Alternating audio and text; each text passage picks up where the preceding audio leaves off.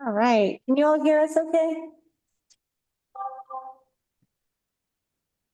Jim, can you hear us, or Tyler? Yeah, Okay. I can hear you. Okay, I can hear you too. Sorry, I had a little mishap with the tech this morning, but it seems to be working. All right, so this is the Finance Committee meeting. It is 9 o'clock on September 16th, and all members are present. So we'll start off this morning. I'll kind of review this memo that I have, and then we can dive deep into budget numbers. I figured I would share my screen and go into ClearGov because that's kind of the easiest way to see it. I did put out some printed material, but it doesn't, when I export it, it doesn't define the actual departments on there. So that can be a little confusing. So I directed everyone to go onto the ClearGov site. I have the draft version of 2025 uploaded onto that ClearGov site right now, so people can see where we are currently at with our draft budget. A couple of things I do want to note is, well, let's just start through the packet here, and we can, you all can ask questions or clarify as I go along. But kind of wanted to review this first. Does that work for everyone? Yeah. Okay, and in the beginning of the packet, I talked about what kind of investments we've made in the last couple of years that have led to us spending down our fund balance. There's a list of capital projects and grant matches that we've done, as well as supported our refuse fund and sewer fund. And then we also have really invested in our staff. All this to say, we've spent over 2 million on repairing fund balances and capital improvements since 2022. And now I'm recommending that we tighten the belts and start saving again. And does the 2 million include the investment in staff? It does. Yes. So this is kind of like where the money has gone. Yep. Yeah. Any questions on that first page there? Okay. I thought this was really helpful because I think people ask us, what's going on? And it's really helpful to see in a clear place the intentional choices we've made. And I think, you know, we're all the finance committee. I've been with you guys for a couple of years. You guys were on it before I was. This isn't like shocking. This isn't taking us by surprise. We've known that we were intentionally investing our excess funds into some strategic priorities. And now we're at a place where that continued level of investment can't take place at the same level because we can't keep spending our fund balance down. But it's not like this is, maybe it's a shock to some people in the public, but it's not like the finance committee was not aware that this is where we would start talking about priorities. No, but I will say even people that I speak to pretty often, I mean, on a regular basis, actually about town stuff specifically, they're like, how did you allow this to happen? I was like, guys, we've been explaining I've been trying to explain this to you the entire time, and they're still sort of going, wait, but how did we get here now? So I'm now still doing some just trying to explain it, just being like, hey, this is what we planned for this. But there's definitely some people that are sort of shocked, even though I felt like I was doing a good job kind of keeping people, up to date. Still having to do some sort of remedial explanation, I guess. But yeah, and I think that's one thing that that I didn't put in here is inflation did hit us pretty hard in a lot of our purchasing areas. And that's been seen like throughout this. And I think that was the one unintended consequence from COVID-19 that we just didn't plan for. And so as I'm getting more familiar with all this and refining this, that's something I definitely want to build in for the future. Hopefully we don't get this type of inflation in the future, but it definitely has contributed to our increase in spending.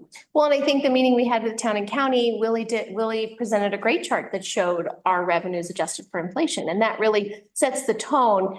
again, revenues have been strong. They have grown year over year, but our purchasing power is down because of inflation. And then again, the finance committee, the previous board, now we're with the current board.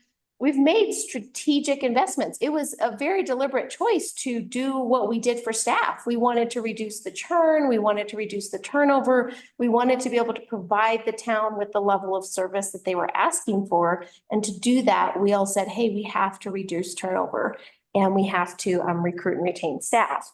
And I think you look at your memo, Gloria, and it's pretty clear. Again, we've invested in staff. We've had to stabilize these enterprise funds because they were not solvent. We've done huge projects with grants. I mean, how do we have all this stuff happening around Brownsfield, around affordable housing, around all the things we're doing without spending money? And we've made big capital investments that haven't happened in a long time. We built the first building that's been built since Kendall. So I think just reminding people of the ways this money has been spent. And intentionally, we also kind of injected our nonprofits and our community partners with some cash post-COVID. And so I think recognizing that those were all intentional decisions and also spending more than our revenues is not sustainable. And so we're kind of in both places and having to talk about priorities. And okay, so this next page that I'm putting up here shows our ending fund balance and our projected ending fund balance and how much we are going to be spending down our fund balance. So we have right now, it's a negative 200,000 to be spending down our fund balance. And I would really like to see that positive or zero for this for 2025. We won't have our final like projected ending fund balance until November. And so that's when I'm saying, like, let's wait until then to start adding these things back in. Now, there are deadlines earlier, like fireworks, they need to know before October 1st. So in our meeting with the trustees as a whole, we can talk that through on kind of making that decision at that time. But basically what I'm presenting is a bare bones budget. I tried to keep all assumptions out and just, this is keeping the lights on, this is keeping people employed, and this is providing our basic services. So then from there, I thought it might be easier for the trustees to look at things, to add things back in rather than making assumptions and then pulling them out at this point. So then I go through some of our expenses. We did reduce personnel expenses by 4%, and we eliminated 2 seasonal positions. We do have health insurance going up 13.5% this year. This is the highest That's crazy. increase, and this was due to several. So we are part of other communities in this health insurance pool. And unfortunately, like all of us had some really big expenses. So this is the highest they've ever seen it. And I don't anticipate this to go forward. CEBT is pretty good about their insurance increases, but this one was a kind of a big one this year. Going into administration fees. So this is us weaning ourselves off of the enterprise funds. So we did, I mean, this year, we're going to get 600 and change thousand from our enterprise funds, and we are essentially reducing that by almost $200,000. So how do we make that up? You know, and as you can see, we're spending down our fund balance, $200,000. Right. So we are making some bigger changes in the structure of our admin fees. Now, we had talked about the admin fees, given several different examples of admin fees. And this is one that seems to be working the best with all the funds. I think I prematurely presented those admin fees to you before I had dived into the budget. So That, yeah, you were gonna come back and say, well, what does this actually do to our general fund? the one area I wasn't expecting was refuse. And so that's one thing we'll talk about later on is how this new admin fee affects our refuse fund and what that might look like going forward. I did get a note from our accountant this morning saying, hey, you know, our refuse fund is being spent down more than we anticipated. When do those EQRs go into effect? And so they are going into effect this last billing cycle. So we should be seeing some recovery of revenues there. Any questions on the admin fees? So what you have proposed here, what's here in this chart is what you're proposing for the admin fees to be for these different accounts. Almost. Okay. So I'm still working through it with the refuse Mhm. account, but I can't seem to reduce it anymore and put the burden somewhere else. Mhm. Because that really is kind of the breakdown of our percentage. Yeah, you only have 5% there. Yeah, it used to be 26,000 and then it went up to 58 when I did these new calculations. So it would be a more fair calculation, but I'm trying to work it within the refuse fund so that it evens out basically. And I'll talk more about the refuse fund in a second here. And then talking about reserves, so we have $500,000 held in our CDs. Those aren't accounted for in our ending fund balance. And then our draft financial policies recommend 25% of our general fund. Last year, I had thought it needed to be 3 months operating of all funds. Mhm. But as I'm getting more experienced and reading through more stuff, they're like, general fund is sufficient. Mhm. And thinking about, you know, what the implications of if there is an emergency and what that would do for the town and how we would kind of prioritize finances and operate, so. Question here. So your target for ending fund balance is around 350,000. Correct. And currently our projected fund balance is 234. Correct. Yeah, okay. So again, we're looking to get that projected surplus from a negative number to a positive number, and that could happen with our actuals, or it may not be that significant, but it could change. Right, and we need to, and what I anticipate in those actuals is, the grant funding. I had put a large amount in the grant funding, 500,000 expenditure, 500,000 revenue. And I'm predicting we're not going to spend that much this year in the grant section, so that's really going to affect our ending fund balance, and we'll know more in November. Because if we don't spend as much, then that's counted as revenue. Right. Yeah. Yeah. Okay, feel free to interject whenever here.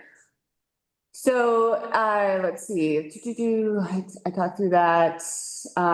Okay, so I went through these items that are not included in the first draft.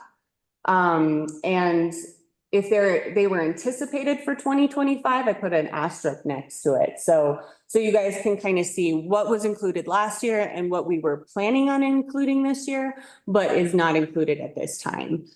So we have, you know, personnel costs, contracted services. I think one of the big things is stop using our community planning strategies. I have 80,000 there, but they have been over budget every year on that line item, just because you can't predict the development that you're going to get. And then we've had some significant projects with them in the past, so getting rid of them, getting rid of the Nisi bathroom cleaning contract, and then that Go Green program that we had discussed earlier as a finance committee. I did not include that in this first draft because that was on the side there. I do want to point out here, fireworks, summer sounds aren't included at this point. Like I said, I'm just doing the bare bones of the budget, and then we can build from there. Trying a new technique this year. And then we have the community, so I kind of put in there, you know, nonprofit requests, creative districts. And then what I didn't put in here is any other like potential, we don't have any requests, but potential requests that we could get from the community. We don't have that right now. I guess I kind of included that in the nonprofit requests. Capital improvement, we were hoping to spend near 100,000 on painting town hall, front steps, gazebo repair. I still have some money in there to repair our roof if we can't get it done this year. In town hall, it's probably leaking right now as it's raining. So just those basic things that keep our buildings upright and heated and functioning.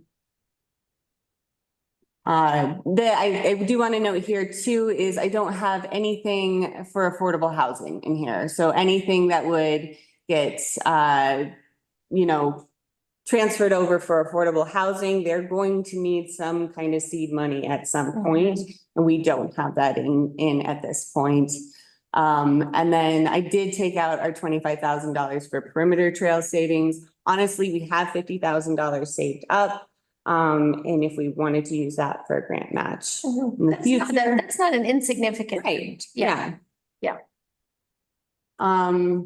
And I do want to note, we are working on a capital improvements plan that hopefully will be finished by our work session next week. At least a rough draft of it, so you all can start seeing what we need to be planning for our future and help us prioritize those plans. Line items that haven't been updated, workers' comp insurance. I don't anticipate a big increase because I did just get the quote. I don't have an updated sheriff's budget or our shared services agreement yet. And then I did include, the fire authority had mentioned that they would probably be increasing. It was a small amount, and I included that in the budget, and we can see that in the line items if we need. And then the increases to the budget. So health insurance is that 13.5%. The financial administration's gone up slightly. Our cat loader number 1 is in its last year. So it's the balloon payment that we have to do this year or in 2025. So that's that balloon payment of 85,000, and then we're done with that lease. And then we have increased slightly in legal services to help with that burden of land use code issues that we might have coming up, knowing we're going into a new land use code and might need some more legal help, especially getting rid of community planning strategies.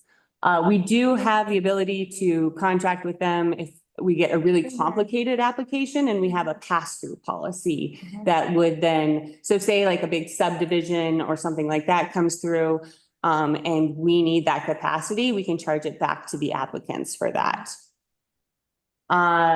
Okay. And then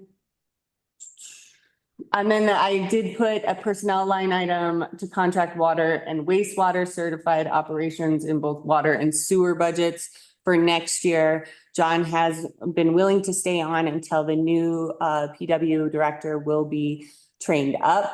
And then there's also an inclusion there of an overlap, planning for an overlap of about a month to 2 months with the public works director.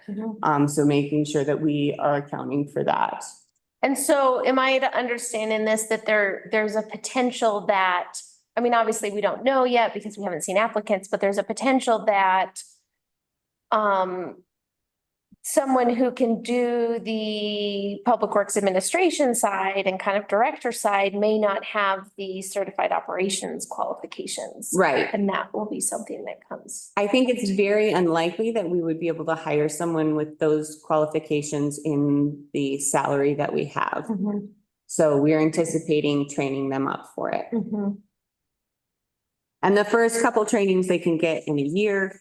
And the next 2 would take a little longer, but the first 2 would be needed for that actual operations of the plants. So, okay, so question, are we contemplating that in that department, there would be 2 positions to backfill John, or would we be increasing the salary level to recruit differently? What are you planning for in the budget? So I'm planning for a similar salary to right now, because if we increase his salary, we're gonna have, it would be more than mine. Yeah.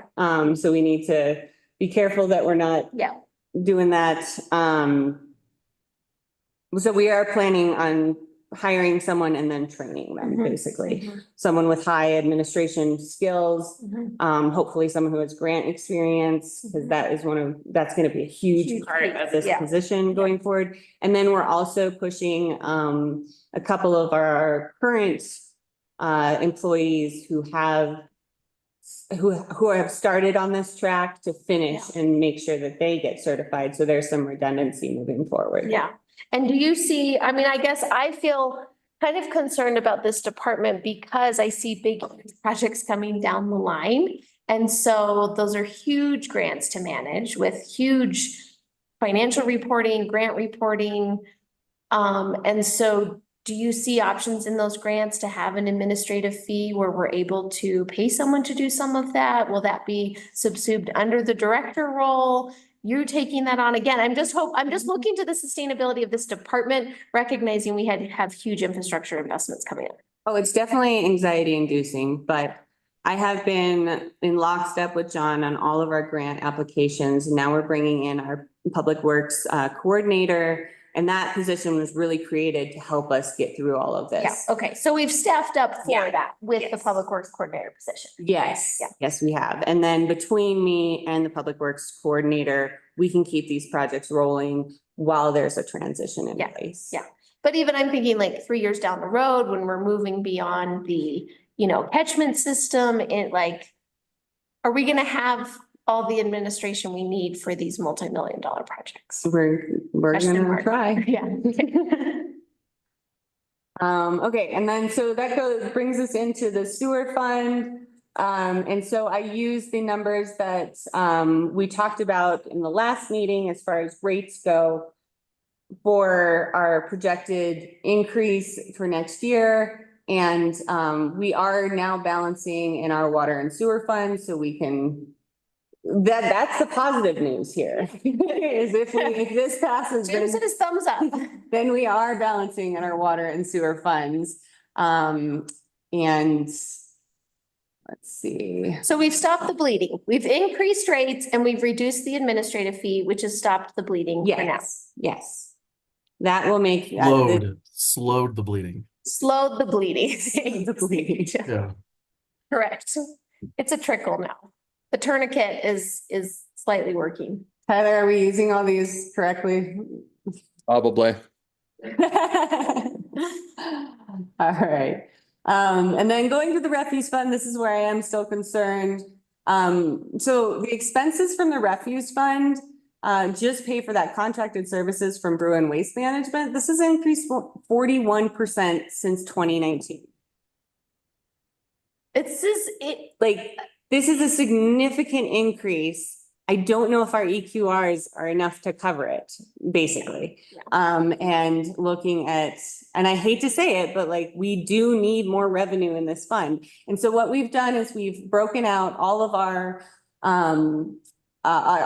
town-owned areas, and now we charge that back to the general fund. So library gets charged out of their library account, that's $423.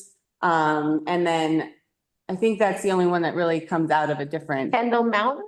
yeah. Yeah. So that technically Right. comes from the general fund. And yeah. Although next year I will be separating Kendall out as a separate fund, kind of like the library is, but it'll still be supported by the general Mhm. fund. So you'll just see a transfer go out. Yeah. And hopefully eventually we hope to make that sustainable. So we're working on that right now. Yeah, and that would be sustainable with fees collected and lift tickets, that Mhm. kind of stuff. Yeah, Yes, Yeah. and community center rent. right.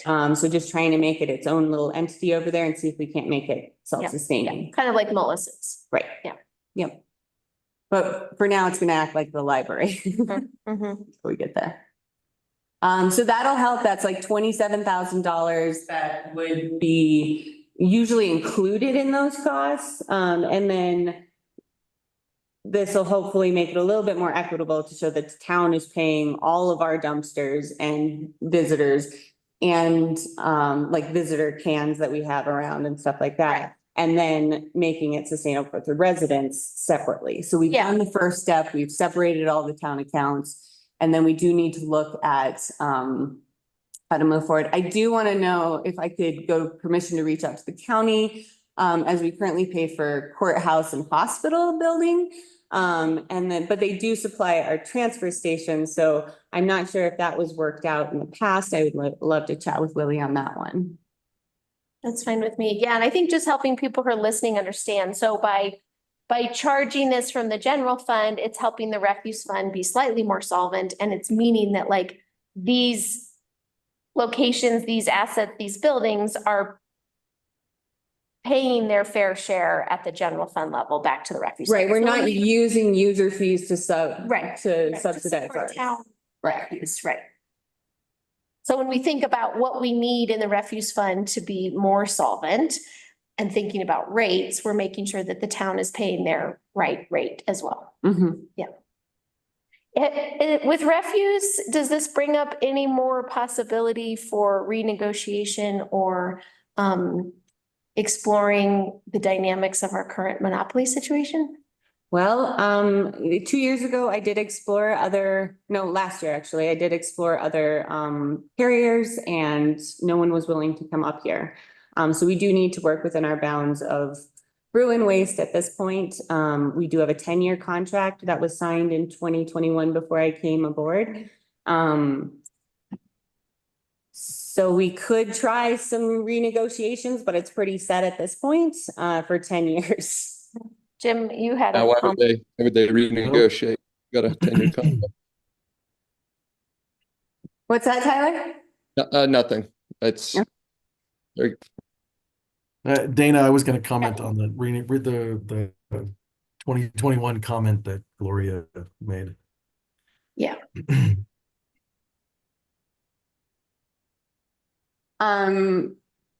So I think the refuse is still one that we still have to tackle and figure out. We are meeting as a staff to try and talk through some of our refuse issues. Realizing that, with increased visitors, with just visitors in general, it's a trashy business and we need to start recovering our costs how we can. It's difficult. We don't want them to be dumping in the backcountry, so we do subsidize that a little bit here, Mhm. but wondering if we can't get some funding. If the county has any, like, we could, like, work on that a little bit more. In talking with a Training. variety of residents about this, I think a talking point that's been helpful for people to kind of unlock why this is so challenging is to remember that with our infrastructure, we're a community of 600 ratepayers, right? When you look at the number of bills we send out, 600 ratepayers who are really playing host to millions of people. And again, there's some ways that we recoup some of those costs, right? We have a pretty high sales tax. We have the emergency services tax, but again, that's collected at the county level. And so we're this little tiny base camp of 600 people that are paying for these services. And we have limited abilities to help our visitors kind of share that burden. And it is a burden. It's a huge benefit for our economy. It's absolutely an economic driver. And it comes with some challenges for the residents to kind of shoulder a large share of that cost, because at the end of the day, there's kind of base level of costs to a water and sewer treatment plant. There's base level costs to our streets and roads and our crews. There's base level of costs to staff. There's base level costs that keep going up for trash. And again, when it's 600 ratepayers paying that to host millions of people, it gets tricky. It does. We are looking, so going on to Mullis Park Fund, we are looking at increasing the pricing there. We didn't see the revenue this year that we usually see in years past. We did have, I think it was about 3 weeks at the very beginning of this year that our website was down and we weren't able to get reservations. So I think that really hurt us this year as far as revenue generation goes. And then the refuse fee will be charged to Mullis for what they pay for that. So that is fair and that should have been done a while ago. Conservation Trust Fund, we have budgeted for the CDOT Wetlands project that is still in process and still going through the contracting process with CDOT. I don't have a time that we would start this at this point. They're still navigating that right now. But the money is in that account. It's a very appropriate use of that funding. That funding's not super flexible otherwise, so. Right. And then we have the library fund. Again, the only real change that we're doing there is the refuse. The cemetery fund, we had budgeted 20,000 for a grant match to erect a fence, but I didn't include this in the 2025 budget. We still do need to talk about at some point. There's just so much to do. We do need to, at some point, prioritize getting that committee back together, getting those regulations out. As far as rules for the cemetery, but it has been going pretty smooth with Melina has been the point person on the cemetery and has taken that over for the last couple of years. So she has a lot of knowledge and is able to guide people through that. But at some point we would like to revive that cemetery committee. I definitely got asked about that at the Historic Society celebration. So there's definitely, I think, interest on the Historic Society side in playing a role there. And so just making sure we keep those partnerships open because they have stewarded that asset for a very long time. And so thinking intentionally about how we are investing in all of our assets, not leaving that one to the side. And then, so that's kind of an overview of all of our funds. And then I really want us to be thinking about 26 sustainability plan. Like, okay, so if we spend down our fund balance, $200,000 Again. this year, again, like what is our plan to rebuild it? And this could look at reductions in current programs, reductions in staff, reductions in if we can be as efficient as possible moving forward, but then looking at revenue generating ideas. So potential of charging for fire inspections. Most communities do charge for fire inspections to recover their costs for that time. So that's an idea there. We are working on increasing fees. Utilizing that planning pass-through policy is one of them. I did put parking meters on here because I'm just gonna say it, like, you know, that is a source of revenue for a lot of towns. And then someone had, I think Melina had said, well, what if we just exempt the residents with their dump tags and only charge the visitors? And then you don't have like a huge burden on local residents. So that was an interesting idea there. And then another idea that staff came up with, sponsor a Kendall lift chair. So you could purchase a chair and get your name on it or something like that. So we were kind of throwing out ideas there for possible. Yep, Jim. Why don't we do that now? What's that? That's low hanging fruit. I think that's an Yeah. incredible idea. Are you guys game for that one? Yeah, And Silverton, that's something that would generate quick revenue. Yeah. Silverton Mountain's been doing that, I feel like, for years, and it's just an easy way to, Yeah. you know, and every season you want your name on. If you want a lift tower, it's, you know, $1,500. If you want a chair, it's like 1,000 or whatever. So they're using both the towers. But Yes.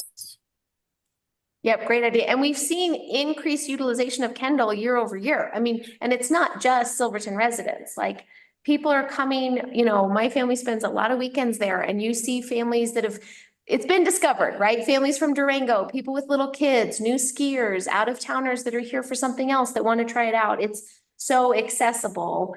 And so it seems like a no-brainer to capitalize on that audience and yeah.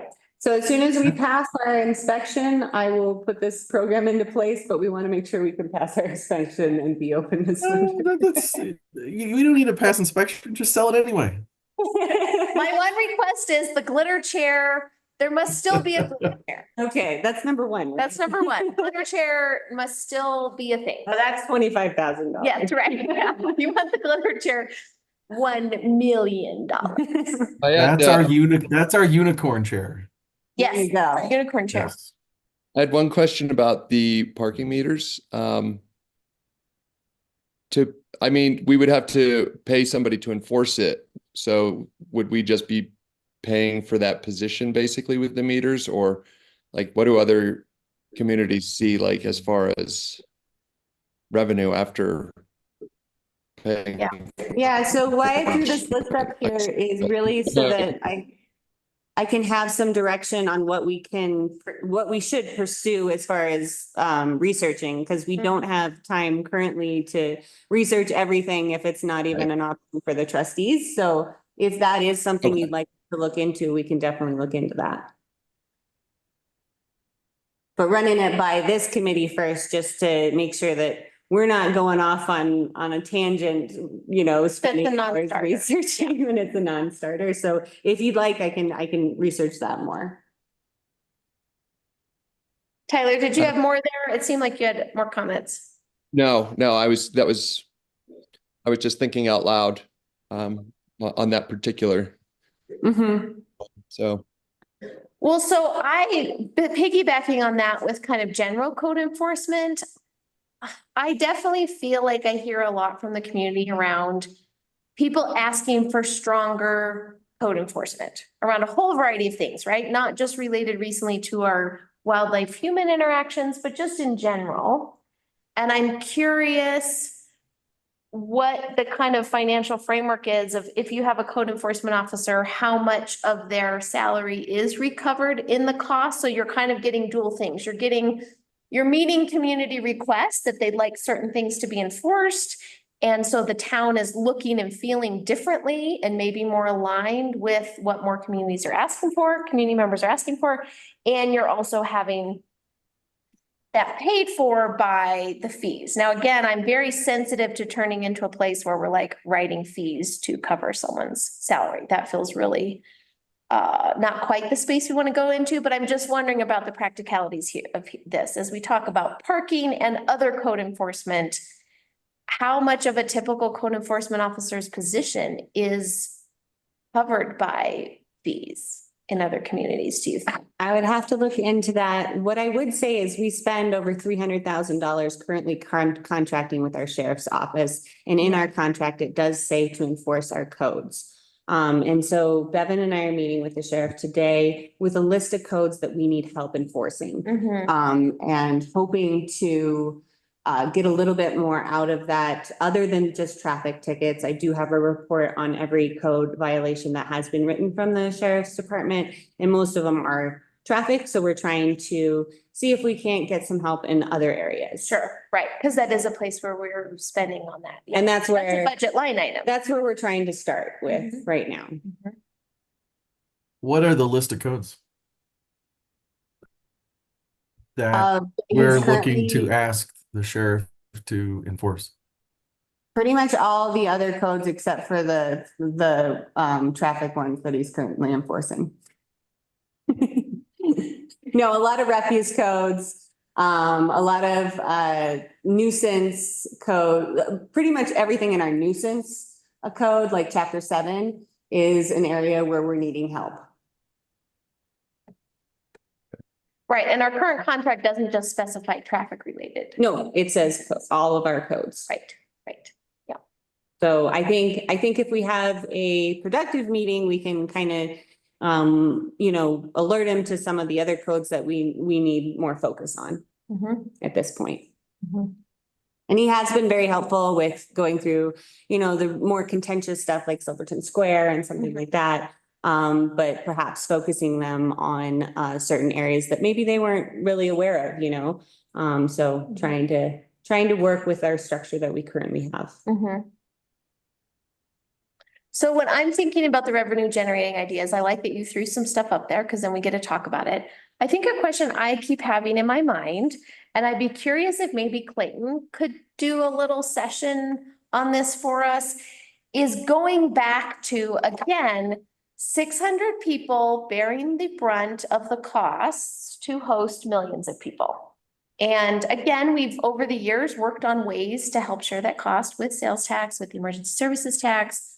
But I know we're very limited with Tabor, but are there other revenue generating options? Whether they have to be presented to the entire community for a vote or whether they can be talked about from the board perspective, what are other options in regards to impact fees? I know impact fees are largely associated with a development, but just I'm not a professional in this. So are there other things that we're not talking about that Clayton would be familiar with or that you would be able to bring? I couldn't really be the person Yeah. for that. It would be me and my network that can help us through that. Yeah, and what's legal with Tabor and what we're able to do. And that's what we've been exploring for the last 3 years. I mean, the voters just voted, we got the marijuana tax increase because that was kind of a low hanging fruit, being oh, we only charge 1% for that tax.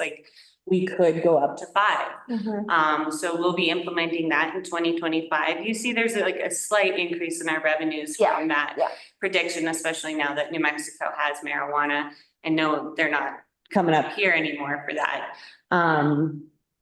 But yeah, that's the thing is we're kind of maxing out on what we can do. We've done the traffic impact fee. And we're anticipating revenue from that. but nothing that is significant enough to kind of cover everything. So we are working on those little fee areas and trying to get, build them up. But if I had found the solution, I would definitely have presented it by now. Yeah, I'm not even talking about a solution, I'm just talking about even options. I know we stayed at some random hotel or motel, it was a motel in Kansas, and I looked at the bill and there were like, I realize this is related to use districts, but there were all sorts of district taxes related to health, related to emergency services, related to housing that were on the line item of, a visitor visiting that community. And so again, thinking about those different touch points with our visitors. And I say this because I had a lot of family in town this summer and we had these conversations around, look, you guys want to access your public lands and it's our county road and bridge crew that we all pay for that helps keep those roads available to you, right? And again, there's only 600-700 of us taxpayers funding that. And I know they get PILT money, but it's not that much. And so my family's perspective, and they have various political beliefs, was very much like, we would be happy to help share that cost. We'd be happy to help. We realize that it's just a tiny little community hosting all of us. And so I don't think it's a non-starter with some of our visitors when they realize kind of what it looks like for our community, and the infrastructure that they expect to be here. We saw it with trash all summer, right? Residents, visitors, all kinds of people complaining about the trash. And again, recognizing the reality of the trashy situation that we're in with what we're able to do and how much trash is being generated. So I'm just curious if there are other options that we're not thinking of, that can help all of us who use this community help share the costs of running the community. Yeah, that we haven't tapped into. and that's what I'm asking you all for too. And I've been asking my advisors and. Yeah. And we've done the increase too, the lodging fee increase. So we have been doing these things. And as soon as we find them, we'll bring them out to you, but. Yeah. They're not obvious anymore. These are the more difficult ones to try and find. Yeah. The other thing that comes up to me, and maybe we can have a different conversation with county commissioners and with Willie, but we are collecting this emergency services sales tax at the county level. And I realize that currently the commissioners have jurisdiction over how that's allocated. But when we also look at the shared services budget that comes to us, it just stands out in my mind that we're collecting a lot of the fees for those services at the county level. And at the same time, the town is very much being asked to bear a large share of those shared services costs as well. And I would just love to have a larger conversation about that.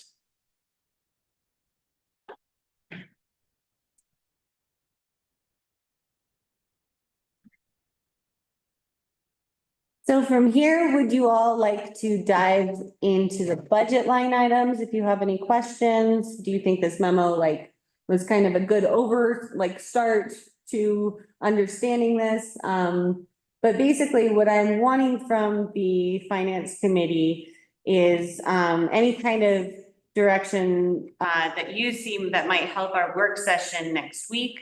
That might help clarify things for next week if I need to do any research on that. Or any context, any of the line items that you might need research on. And then what additional information would you need on the items that are currently not included in the budget to help make a decision on including that in the future? Those are kind of some of my guiding questions there. Would you like me to go into the budget line by line?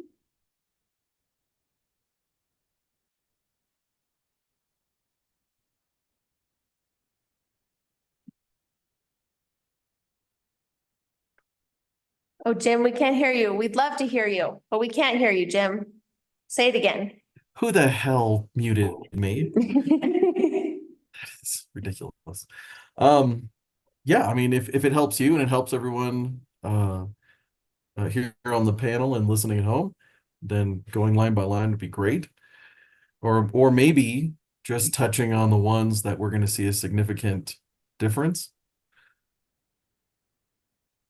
I'm open. I'm open. Yeah, either I way. think what's most helpful for you Yeah, so if we could just focus, and we don't have to do all the funds, I think just focusing on the general fund here is probably the best way to do this.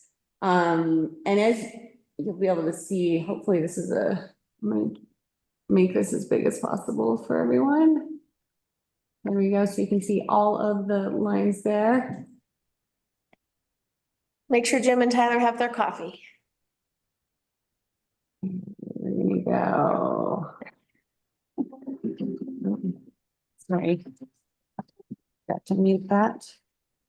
All right, so I think what's interesting, one thing we did cut out of the budget was this software, unfortunately.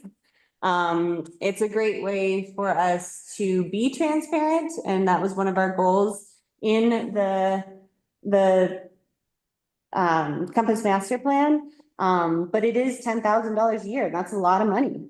And maybe that's my time just going back into it, and that's okay. I'm willing to take that. I had a question about this because I want to acknowledge, again, we're going to have the hard priority conversations. That's just the reality that we're in, because whenever you have to start spending less than what you've been spending, you have to cut things. But the question I had about this software, Gloria, is you are currently into the future wearing the town administrator hat, the financial director hat, and a lot of planning support, and then moving into public works administration. And so if for $10,000, we can make the financial director job easier, less prone to error that comes with managing bulky spreadsheets, I would be willing to entertain the conversation around that might be a priority because it's cheaper than a finance director full-time or part-time or whatever we need. And so I guess that's my question to you, or if my colleagues have other thoughts on that before we just say, oh, $10,000, we're cutting it. Let's go to revenue here. We'll So- start with, One of the questions I would have is there a way to see like how many people in the public visit the site, or like? yeah, so we've had, I did get that report, in anticipation of this meeting. We've had 280 people visit the site in the last year.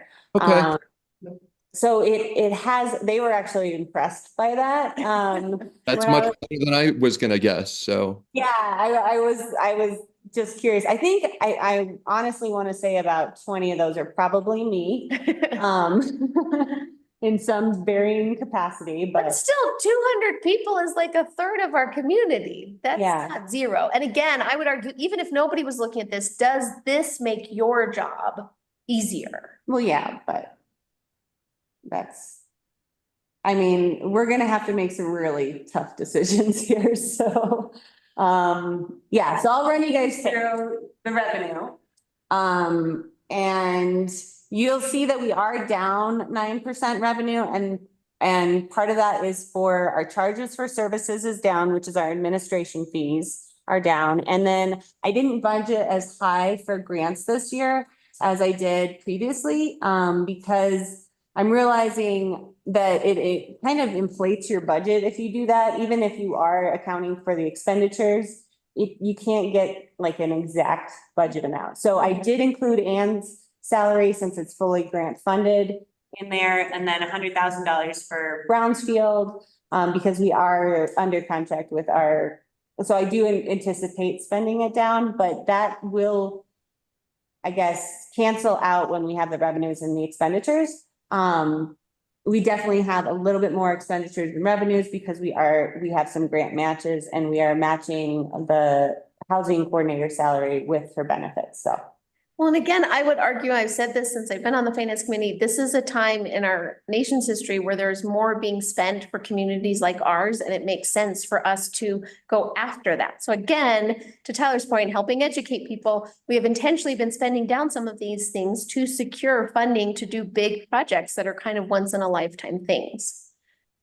I would love to see that spending continue, but it may not be realistic. Right, and I'm saying like, let's pause for a couple years, build ourselves back up and then go, because we are seeing that those funding opportunities slow. Yeah. A little bit more, and since we've gotten so many grants, now we are inundated with reports for those grants. Yeah. And so our capacity isn't where it was before. Yeah.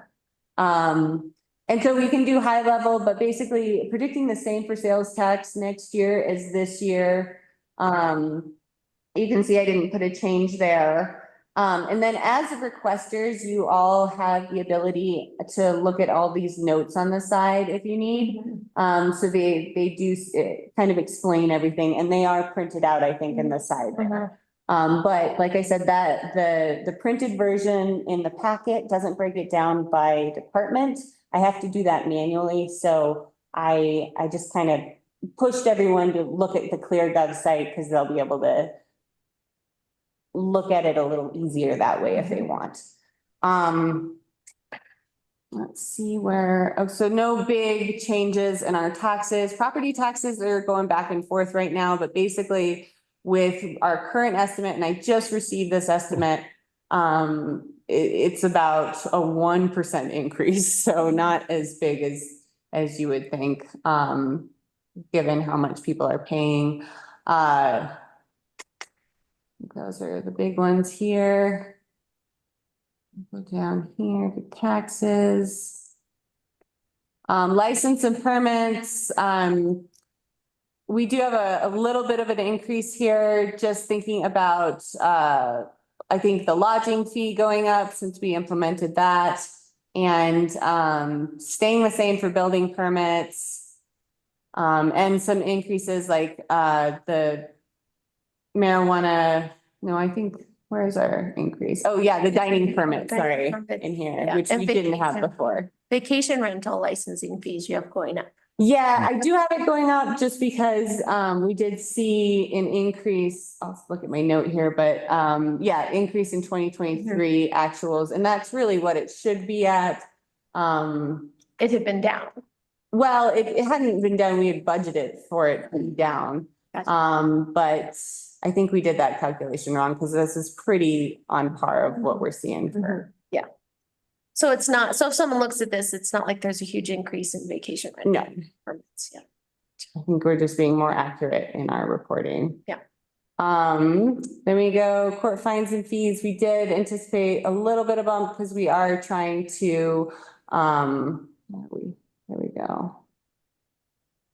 Well, a significant bump here. Penalty and assessment, we're increasing that, hoping to do more code enforcement around this and capture some of these tickets that we're writing. I know we've been working with the sheriff's department as a partner for that. Have we seen this year some increase in that of our ability to, contact people? Not Tickets that have contact been people, written. still tickets are being pretty vague. We did get some of the codes fixed on there, so at least we can not dismiss like a snow route Gotcha. ticket. Sorry. You want me to turn it? We did increase the amount for, I don't know why I'm doing so that they couldn't see it. Thank you. Oh, that's so much easier. Thanks, Dana. We did do a huge increase for our community center rent. And that is because we are proposing an increase, which you guys will see on our next board meeting. And I think you've talked. Increase in fees charged. In fees, yeah. And to be clear here, none of the local fees are going up, just if you're from out of town. So you still have the 30% discount from the current fees as a local right now. And then we're just creating two separate ones so that that fee stays the same and then non-locals increases significantly. We didn't put a change on lift tickets because I just feel like that's always fluctuating. And I didn't really want to predict a lot of snow this year if we don't get it. And then I think we've been putting $12,000 here, but we haven't seen $12,000 in the past. It's been hopeful for the last time we saw 12,000 was in 2022. And as we know, we had a lot of revenge events happening then from COVID and being like, oh, we can finally go out and do this. So we did reduce that a little bit. And because those are the fees that we charge events to put on their event. Right. Yeah. Yeah. And it's not a ton Yeah. usually. So it's usually like $500, $300 fees, so not huge. Proceeds from capital leases went up. This is one that I'm working with the accountant on how we calculate this. But she's been really helpful on if we will have that this next year. I'll let you guys know. I think it's going to be somewhere around 75,000, but we'll see. What is that calculated off of? So that's what I'm working with her on and to try and figure that out. Okay. I wish I knew every single line item here, but I'm 3 years in and I'm Yep. still learning the line items, which is unfortunate, but But if I we could won't do have- this year round, I think I'd have a lot better grasp on everything, but knowing that I only have a couple months every year to do this, it's We have a part-time, Yeah. part-time planning or finance director. Yep. so this is where you'll see it went down, as far as the brownfield grant and the planning grant. And what I'm trying to do is break out all the grants, so it's very transparent in what we're spending our grant funding on. And we're still working on that because you'll see this planning grant is still here. And so I need to make sure that we get a new GL code, for that planning grant. And that's, and salary. Mhm. Highway user tax, we just got, that quote. So, for those that can view it, you can look at attachments here. You'll see that there's a little attachment that you can view all of our stuff on there. So we get that from CML as far as what will be allocated. There's really no say for us. Motor vehicle registration, pretty much the same we're anticipating. I haven't done the shared services or the law enforcement calculations with Willie yet, so I don't have a prediction yet on what those will look like. And then other revenues, we kept the same, still trying to break those out to be more transparent in the future. For expenditures, any questions on revenues? Overall, our revenue, from 2024, we unfortunately we're going down 350,000. Most of that is, the administration fees and the grants. All right, in this one, as you can see, town board was reduced 62%, and that is reducing the amount of, or taking out, nonprofit requests for now. And I did keep our training the same here for town board, anticipating next year's training and seeing that I do use that line item for when you guys need to be fed, for meetings. When we have too. 5-hour meetings. Yeah, so trying to keep you guys fed in that line item there. And the organizational dues are for, That's not CML. true. What's that, Tim? It's not true. You're not feeding us during those meetings. No changes really to municipal judge. I did take out some of, his, training budget, because we chatted about that, and so that was reduced. Been kind of talking to all of our departments and seeing where we can reduce things, so you're gonna see a lot of this reduce. I took out the budgeting software from my line item, that's why you see that go down to, Mhm. and I also took out some training as well, because I wanted to make sure, I just want to go to the or the CCCMA conference next year, and that's it. I tried to do 2 this year. That's too many for a year. I just want 1 conference a year if possible. There's other opportunities for me to network with my peers. And they're local and free. Partner organizations, that is down because I did take out all the assumptions on the partner organizations except for Region 9 Economic Development is in there, as well as the Planning Commission. Mhm. And partner organizations is where we had our contributions for fireworks. So actually, no, nonprofit was that's the fireworks and creative districts. And Ski Join or? And Ski Join, yep. Uh-huh. We're in our partner organizations. Town clerk and treasurer, we did some small reductions here as far as training goes. But nothing too drastic there. Really, really, that's just our clerk and our deputy clerk and, And then we also have in here the 40,000 is for our accountant. Mhm. And again, this budget you're presenting right here assumes no cost of living increase. It assumes flat. Correct. This is no cost of living increase. This is flat. Financial administration expense went up because the more we spend, the more they take away from us. So that is up from the previous year. And legal services I noted would be up. Planning is significantly down. This does include the housing coordinator salary in here, as well as our community development director salary. Housing coordinator is all grant funded, so that's accounted for in the revenue and the grants, and then we match with the benefits, and then $8,000 of the community development director's salary is reimbursed every year for brownfields. Well, and to this piece, I was gonna say earlier, I think the decision to have community planning strategies come on board for the phase that they did was really important. Yeah. Because we had such huge projects. We were in a transition period with not having Lisa Adair. And so I think it was really smart. We've had this big development at the front of town that think they helped us navigate to the best of our ability.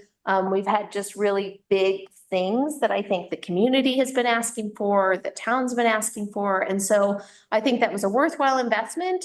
And now as Lucy is trained up, as you've been wearing more of a planning hat, I think it makes a lot of sense to kind of move forward and wean ourselves off of that significant support. But I really like the philosophy of a pass-through policy where those folks that have much more complicated needs share the cost for those needs. So I think that makes a lot of sense here. Personally. All right, and then going into general government operations, this is an area where it's really hard to like cut a lot from because these are pretty hard costs for us. We have to have our audit that did go up this year. And so I anticipated it for next year to go up. We have to put all of our ordinances in Muni code, you know, we have to have a general engineering line item. Like these are all kind of steady costs that we need. We get a copier lease, you know, like stuff like that. So, internet, all of that. We did receive our updated quote for our property insurance, didn't go up significantly. And 5.8% is what it went up. And then I did keep our other line item here for $2,000 as an engagement. This has been a helpful line item as we do kind of these information nights and yeah, like last night honestly was part of this. It dipped into this line item as well as our event line item, so. And then on capital here, the $4,000 is just keeping it kind of bare bones, is like furniture and fixtures, machinery, just in case we need those replacement parts, but a very small budget there to work with. Visitor center went up a bit. This is just basics, like services, supplies. So supplies, I think, include, yeah, electricity and propane went up. Now, Sarah did fix the heater over there as well as in town hall. So we're hoping that that's going to, I mean, we had a gas leak here at town hall. I don't know how long it was going on for, but it was fixed this year. And I'm hoping that that's gonna do a significant decrease in our propane bills. And the services line item is the contract with the chamber, right? Yes, Yeah. yeah, so contracted with the chamber as well as disposal fee now is on there and their cleaning as well. Okay, yeah. And any kind of repairs and maintenance, and we put about 4,500 in there. We also have the Bob's Johns that we put out there as an accessible one. We are looking at our current bathroom trailer and seeing how we could do that and reduce that number by 9,000 if we could. Because we are not having any luck selling it. So if you know anyone that wants a bathroom trailer, let us know.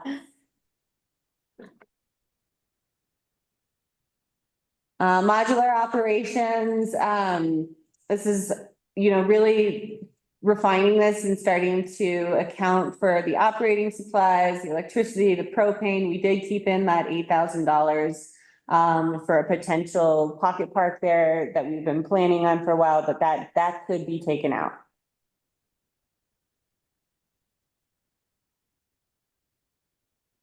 It could fund your financial software. Yeah.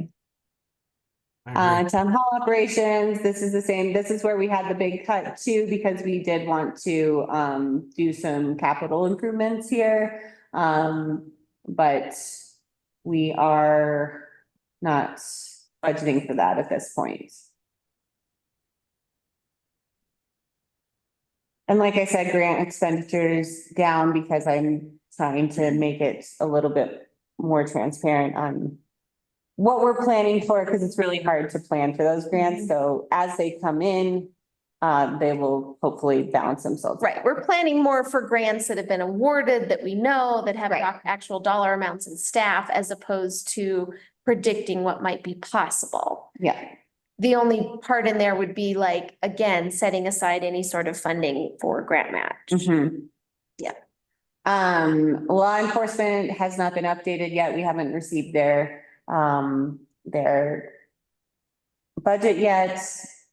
We also just chatted briefly with the fire department and they had mentioned that we would be going up $3,000. So I included that in this version of the budget. Carriage house, it's just becoming more, we probably need to look and see if there's a propane leak or how we're doing there, because we have gone up over the years, so increasing that and maintenance supplies since it's becoming older and older every year and harder to maintain. Building inspector, we did include, so in this number, it includes a $20,000 fire inspector as well. So anticipating needing, Bill did say he's going to be done next year, so anticipating needing a fire inspector next year and what that might look like. And we're also looking at recovering that cost through fees.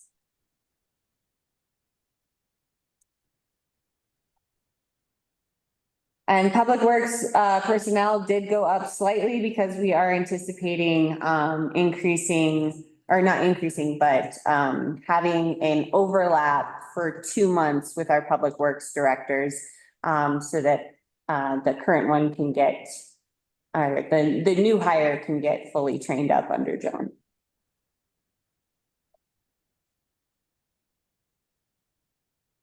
Street maintenance went down. This is a huge part of not having any capital really right here. So decreasing that significantly. And not you took anticipate. that out to elaborate on the rationale for taking that line item out. Yeah, and so typically we've had 40,000 here to get some new trucks, and any kind of auction items that we Mhm. might run across that we need. Doug has been a huge asset for public health and has. Public or Works. Public Works. Oh, it's morning. And has been able to fix a lot of our vehicles. So we're really confident that we can keep things running with him. It's pretty amazing what he can do. Well, he built the entire float. I mean, the truck that we got to ride on was amazing. It was amazing mongrel. So yeah, just having him helps us eliminate a $40,000 line item, which is awesome. At And we some point, budgeted we the would same. need a new truck dedicated for our parks and facilities, because they do share it with Public Works, so. And we're assuming here, like gravel prices have gone up, so we're Oh, yeah. still assuming that. And the years we have a big snow year, like I would be curious with our actuals for this year, since we didn't have such a big snow year and we budgeted for a big snow year in 2024, if that would. Yeah, we reduced that services another too, because we have Doug again. And he's been able to keep our fleet running and not have to kind of contract out for that other professional that we've I did include $11,000 just in case we need an extra for snow. Yeah, an extra loader for snow, especially for Anvil moving forward, because that's gonna be That our increases a lot responsibility of square this year. footage, yeah. Testing and inspections, we did break that out because this is based off of, our year-to-date actuals for 2024. So I wanted to make sure that that is reflective here. When you see something go up 165%, it went from 1,200 Yeah, to 3,000, yeah. so. Repairs and maintenance went down a little bit, but honestly, we need to keep most of this in. So this is crack seal, street wash, and then we do have the miscellaneous repairs and maintenance that we keep in there. We did reduce that 10,000 this year, though.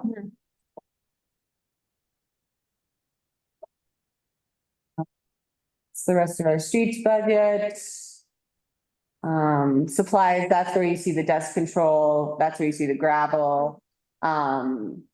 We did decrease for signs. We're exploring some options for signs. Melissa's looking at maybe purchasing a sign maker, which would then we could possibly use with Public Works. So looking into that right now. Also, that dust control line item, we should definitely talk to the county and see if they used a new product that's supposed to be like 1/4 of the cost. Yeah, we're definitely part of so- that, waiting for them to do their test run and see where that goes, but very curious with Oh, that. they did, yeah, they did a test run. I just haven't heard about any results yet, but yeah, that Earthbind is apparently quite a bit cheaper. Yeah. But So okay. hopefully that would help save us. We do anticipate increase in fuel. All right, going to Facilities Parks Administration. I did cut a position here. So I did cut the Kendall or the Parks lead position. That is Brian's position in the summers. His position was really meant to help cover the fact that Chris Higgins was gone. And he was only supposed to be doing that for 1 year. It had to go into 2 years because after Chris Higgins passed away, there was no more institutional knowledge to be passed down there. So we did end up eliminating that position for next year. We also eliminated one lift operator as well, because now that our events and facilities coordinator, Anna, is under Parks and Rec, she'll be working at Kendall during the weekends to like at the ticket counter to help with that and kind of serve two roles there.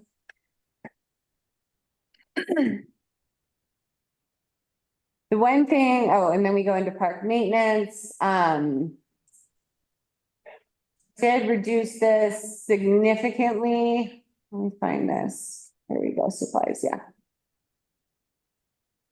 But there are increase in costs. So for park maintenance, operating supplies, all of our paper products have gone up significantly. So we are accounting for the paper products. I mean, people are using our bathrooms quite a lot. They're doing things like, you know, people do in public bathrooms where they break toilets for no reason and decide that they want to keep our toilet seat, you know, like stuff like that, where you're like, wow, that's really random and Weird. awkward. But we do have to account for replacing that stuff, so. So we did increase this a little bit because we've seen so much traffic over there. Supplies with 4th of July, this is our porta potties with Bob's John's that we put all over. I'm wondering if maybe we can reduce that next year a little bit, now that we do have an EC Park fully functional, and maybe just directing people more towards that area. But it is such a busy time for us. It does help with our sewage. And maybe we reduce that, maybe we put more towards refuse. Yeah. Kendall Mountain, again, this will be broken out next year to try and make it self-sustaining in the future. I did keep the $100,000 that we have contracted with 9318 for the completion of the deck. When I say deck, it's patio, and doing the ADA that goes to it. Now, by them dropping the actual deck, at first they had it raised, that deck area, and they dropped it, and that's gonna significantly decrease our cost for putting ADA to it. So very strategic there. So remind us okay, so we've paid 175,000. Mhm. And remind us what the 100,000 carries us through? Sure, so this is for kind of the decorating of that deck, so making it look not just a slab, and as well as creating a pathway from the current ADA parking spot to the deck. But again, it's plumbed for heating, but it's not to heat the pad. We have those stand-up heaters already, but it's basically like, is it A adding? fireplace, pit? yeah, Yeah, furniture. yeah. And are there options, you think, with 9318 where we can say we have to do the ADA, we're not gonna do the fire pit? So staff's working with them right now to get a reduced cost estimate, that we can evaluate, so hopefully we can see what that would look like moving forward.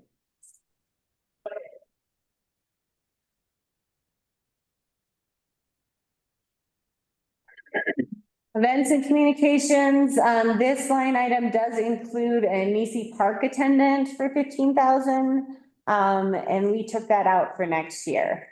So that's another one of the seasonal positions that we eliminated.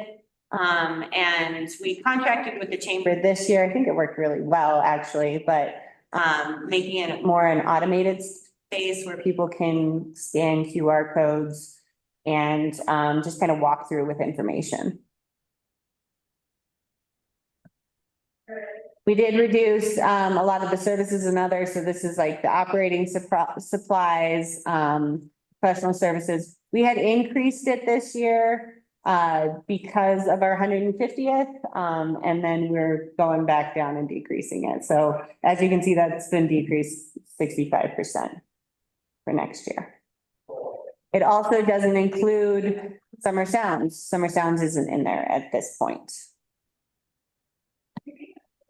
Reserve funding, that is for our perimeter trail, that was eliminated for this next year. And then you can see here our financing. Our financing costs have gone up this year because we have that balloon payment, or for 2025. We have the balloon payment of 84,000.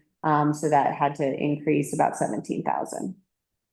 And then operating transfers out, this is to the library. We're only doing the library in this budget and not to the refuse fund, hopefully. I'm still working on that. We might still need to be supplementing the refuse fund a little bit if we don't raise rates. And then Memorial Park, I did put on here, this is the disposal fee for the dumpster, the yearly disposal fee. So I just wanted to put a placeholder there before I create a GL code.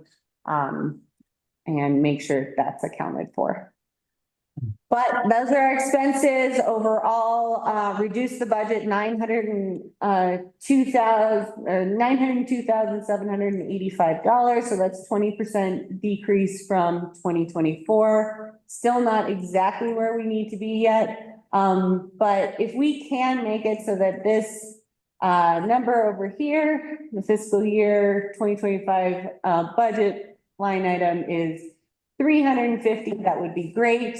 That is our goal, to keep that going, but also realizing sometimes you do spend it down, but without a plan to build back up. And I think that was it. Last year we spent out again, but we didn't have a plan to build it back this year.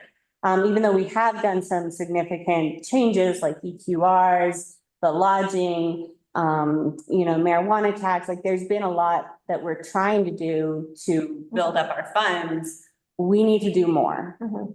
Yeah. Or we need to decrease services more.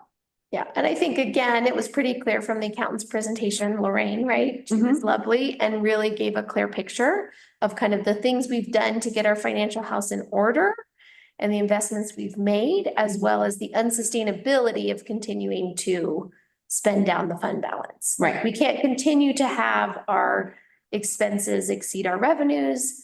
Again, the message to the public, I think, is that was intentional. That's not catching us by surprise. We were intentionally investing in, unprecedented grants and grant matches, staff capacity. We have experienced inflation, as we all know. I mean, the Kendall deck costs a lot more than we anticipated it costing to begin with. So all these kinds of things, but I think it was intentional, and now we have to figure out what that looks like going forward.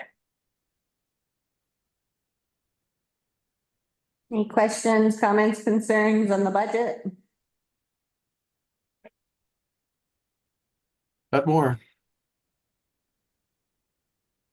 No, great job. That's my comment. We need to cut more. Cut more, yeah.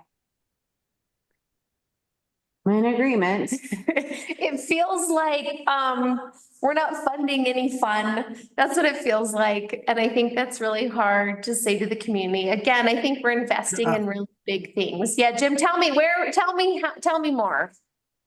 No, I agree with you, but and I will say that we have been very privileged to have the level of service that we've been provided for years now, when in reality, or our financial reality, whether it's local, state, federal, global, that's not realistic. It's Yeah. just not. And now it's time to kind of to cinch the belt and move forward and understand that as much as it's nice to have these services and being able to fund all these special fun projects, now we are unable to fund them to the extent that we'd like to, and this is going to be the new norm for right now. That's it. I mean, plain and simple. Yeah. These are tough decisions that we would make in our own personal lives. And I can tell you that my trash has gone up. Electric has gone up. Everything across the board has gone up. Monthly, I pay $182 just for a fuel charge from Bruin Waste. Okay. But that's gone way up. Everything's gone way up. And I think our friends and neighbors will understand that. I think they do understand that because they're seeing it in their own lives. We are all seeing it in our own personal lives. And the town's no exception. It's not. Yeah, and I think it's also important to remind people that we as a community were really fortunate during COVID in that we still had great sales tax numbers. A lot of other towns and counties, I mean, they were hit much earlier than we were, and we were able to continue to do a lot of these projects when other places I don't think were, because, a lot of people were hit harder during COVID, and we still got a lot done during that time. And now it's just, as Jim said, it's just time to cinch the belt a little bit. And I don't think that this is, this may not even have to be too long term, but it's certainly, we got to start somewhere. So. Right. Well, and I think with the message too, I mean, I joke a little bit that we're not funding fun anymore, but I think what's important to remember is that we are still continuing some really significant investments, like the work we're doing around Brownsfield and the assets that might create for the community. The amazing work that the Silverton Housing Authority has done. I mean, I had the chance to go to Uray with Lucy and Ann and talk to the folks that are doing the Fading West development out there. And just, there's been so much momentum around housing. You've seen actual units getting built and housing people. That's huge. We have been investing in some significant assets like Kendall. Kendall has needed kind of a shot in the arm for the lift, for the deck. It's not always fun to replace things that you have. It's more fun to build new things. But we've also built an EC Park that we all got to enjoy yesterday. So I think it's reminding people that we have made some really significant investments. We really invested in our nonprofits. We invested in our community, and we continue to do so. And we invested in staff, and we're reaping the benefits of that. I think the level of service that we're getting at Town Hall, the big projects that we're managing. The amount of grant funds that you guys are managing, along with all the reporting, is huge. And so we have accomplished a lot of goals, and we are in the middle of accomplishing a lot of goals because we've taken advantage of some really significant grants. We've invested in housing, which was a huge priority for the previous board, and I think continues to be important. We've invested in staff, and we have built assets. And I think it kind of goes back to the priorities we talked about at the town hall meeting when Gloria, you presented the budget. I said, look, we kind of have, when I think about finances and my philosophy, it's like, first, we need to keep the lights on. And I think you've done your best to try to cut where we can and be as efficient as possible to keep the lights on. Second of all, we've invested in staff, because if we don't have the staff to do the stuff, we're never going to get anything done. And then we need to invest in our assets, right? We have these old buildings, we have town-owned assets that we need to keep running, and people don't understand, our meters are 20 years old. The carriage house is, frail. We have these buildings that are like frail ladies that need to be taken care of. So we got to invest in assets.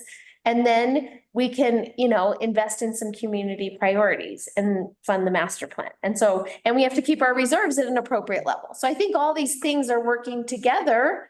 And I think it is neat to celebrate the ways we have really worked towards some serious goals and invested in them. Okay, well, I will be presenting this budget to the full board on the 23rd in our budget work session at 5 o'clock. And so we'll work through this with the board and talk through it. And then the first draft needs to be presented by October 15th. So at the October 14th will be the first draft. And that's just state statute to make sure that I'm staying on track with that. And then we can look at what we could possibly add back in, but I will look at more cuts, and just keep working on getting that number down to spend down.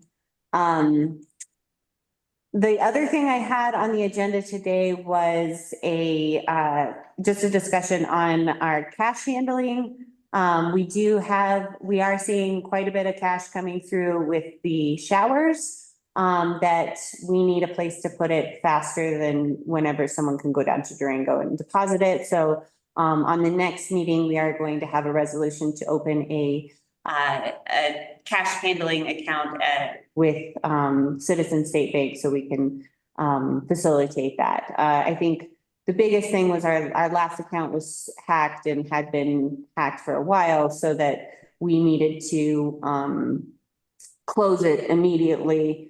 And we have been running down to Durango to make those deposits, but it would be a lot more convenient just to have a account up here to deposit our cash in. Is there any objections to that one? Just wanted to run it by you all first. And we would be making transfers out of that monthly to ensure, that we're keeping tabs on it.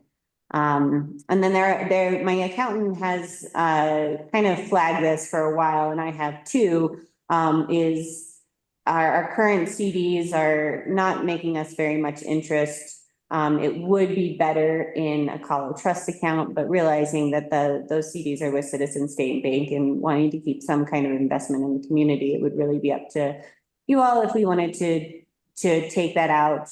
I mean, it would be a couple $1,000s that we could make with Colo Trust, but not sure if it's worth taking those assets out of the community. So Couple $1,000s a year. yeah. Mm-hmm. And we are gaining interest right now with our current accounts, the way we are kind of taking stuff from our general fund. If we have excess funds, we put it in our Colo Trust. We get interest on that. And when we need to use it, we put it back, and there's no fees or penalties for that. So it's really, it's been working this year. We do see an increase in our interest revenue. Mm-hmm. We're thinking about, Jim. I want to jump back really quick to investing in processes, procedures, return on investment. Have we made any progress on the meter situation?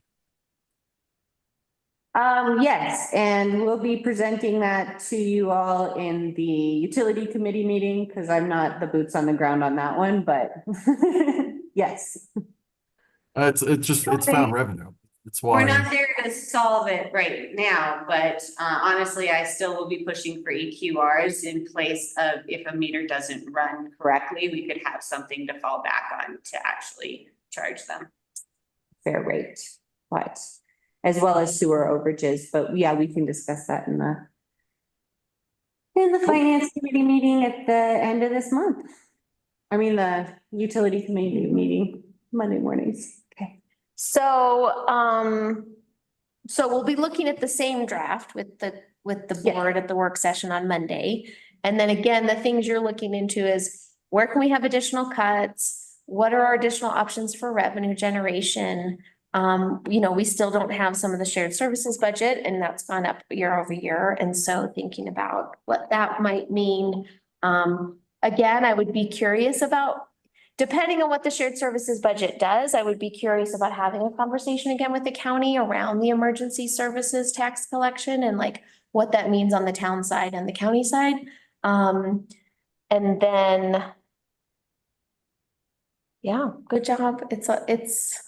I appreciate looking at it in this way because I think it really, you didn't make any assumptions. You've kind of presented it as bare bone as possible, and we're gonna just move into a discussion around, okay, what does this actually look like and what are our priorities? And we'll be able to talk about that at the retreat. And how to move forward.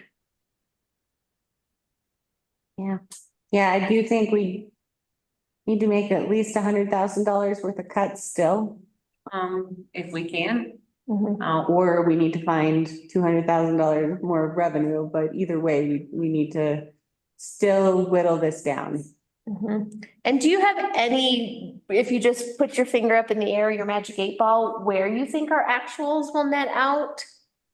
We're working on that right now. I do anticipate us to be up.